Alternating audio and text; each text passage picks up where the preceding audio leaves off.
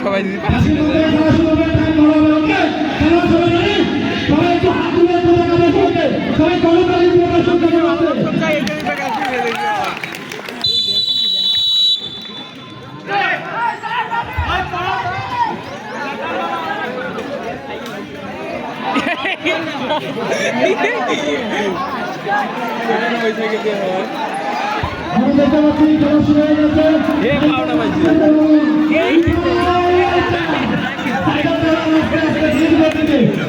আমি খেলার নিয়ম জানিয়ে দিচ্ছি যাদেরকে জাহাজম্যান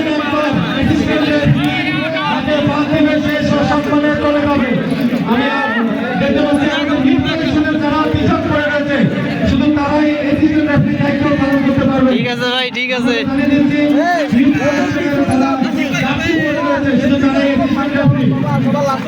মাটিতে দিলে কিন্তু আপনি ডিসকোয়ালিফাই, মাটিতে পড়লে আপনি ডিসকোয়ালিফাই।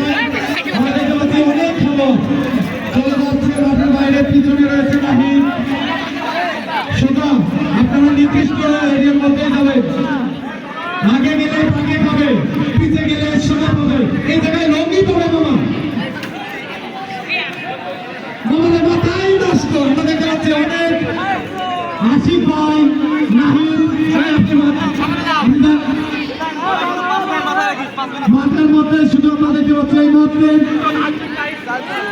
নাহিদ আশিক।